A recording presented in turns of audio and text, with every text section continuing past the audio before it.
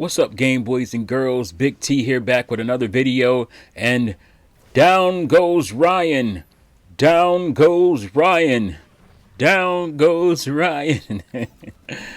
I'm sure you guys have already heard the news that Jim Ryan, CEO of SIE, Sony Interactive Entertainment, is retiring. He's stepping down, and I put air quotes on retiring because I have a little theory on this. But as we all know, Jim Ryan has been pretty polarizing as Sony's CEO, or SIE's CEO. And I just want to go over a few of his L's because he has adopted the name of Lion Jim Ryan. He's also has other monikers like Crying Jim Ryan. And we're going to go through a few of those things and why. So, these are the things that, had Phil Spencer been accused of, it would be way, way more crying about it, if you will. There'd be no end to the videos and the tweets about these things that Jim Ryan has done that, certain segments of the community have definitely taken him to task for, but I don't think the overall swath of fans have done it. Certainly anti-Xbox people who have no problem with the egregious things that Sony does, PlayStation does. So again, let's say Phil Spencer came out there with the Xbox Series X and said, "We believe in generations. We're focusing on next gen, basically. We're not about putting out new consoles and still making games for the previous console, big games for the previous console.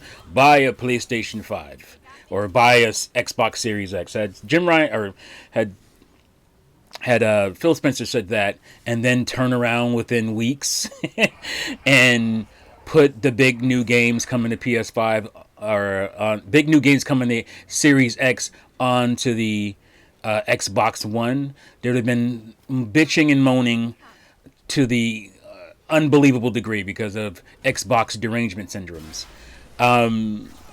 But that's what Jim Ryan did. He came out there and said, "We believe in generations," just to have a one-up. He wanted to have a one-up regardless of truth or facts.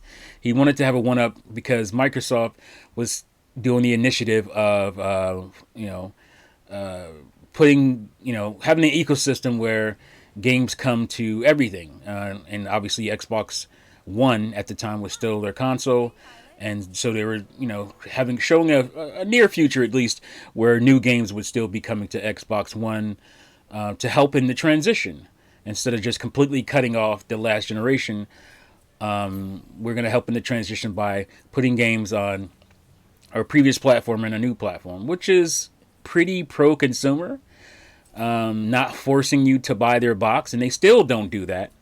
But that was seen as a bad thing. But when Jim Ryan comes out and totally lies and says, "Oh, we believe in generations," and then puts God of War and Horizon Forbidden West onto PS4 as well, just lying and knowing he was going to do that because those games had to be in development already when he was saying these things, you just kind of like, what, why isn't there the anger for that?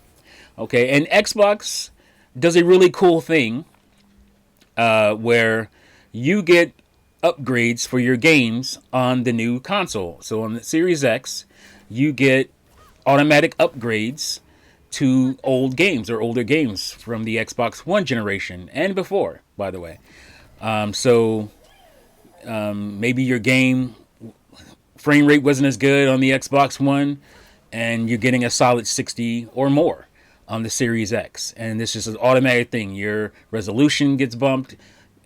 These are really cool features. Again, pro-consumer features that Xbox was doing. But you look on the other side, and Sony charges $10 for their upgrades. Not pro-consumer. And they don't get nearly the flack that they should get for it. Again, because it's Sony, and PlayStation gets away with this stuff on a regular basis, where if Microsoft came out and said, yeah, we're going to charge you $10 for updates, you would hear bitching and moaning to the end of time over that stuff. But they don't get, they don't get the same treatment. And I'm starting to see that now. I mean, I've always kind of seen it, but I'm really starting to realize this stuff now. So this is a Jim Ryan era.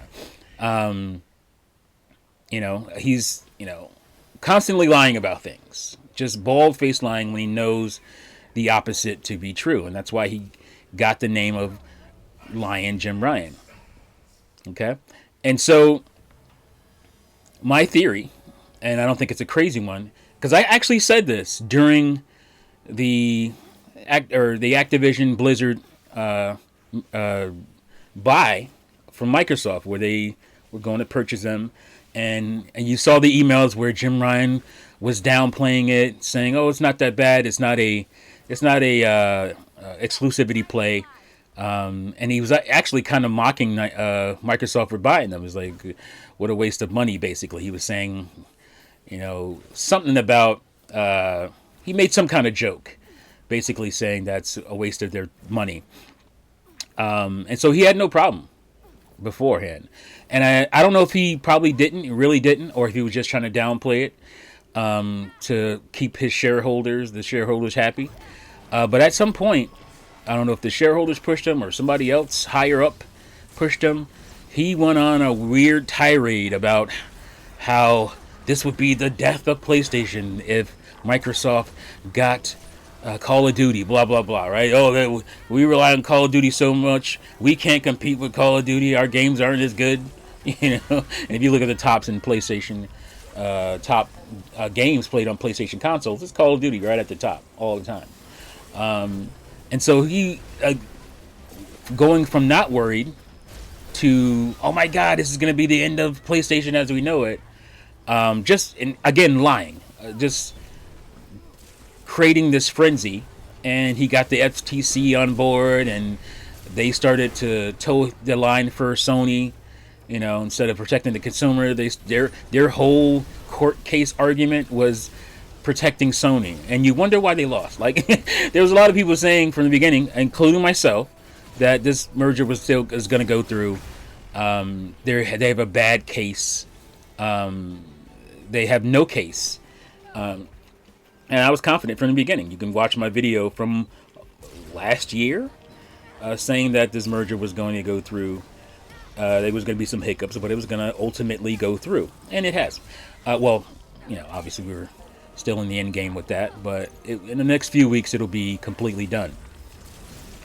And my theory was that he's putting his cards on the table here. He's putting everything on the line here to say that this is not, this is terrible for Sony.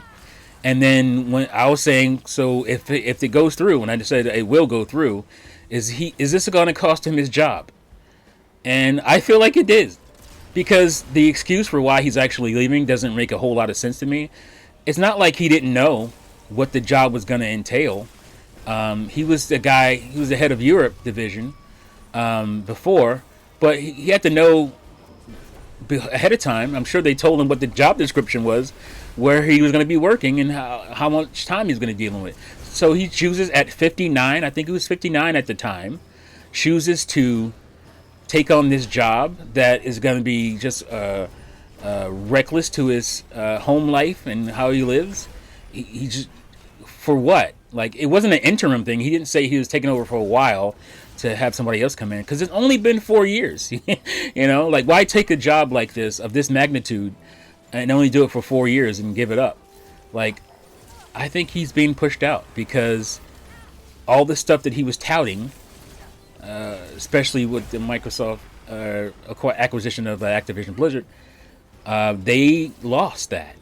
And I feel like this is why he lost his job. Now, you'll probably never know this, because this is the thing, they pull out every time when they say somebody's leaving, and they don't want to, they don't want to make them look bad, so they kind of say, oh, it's because of this, he's family life, blah blah, and that's an easy thing you can go to and say. But again, I say he didn't know this, before he took the job.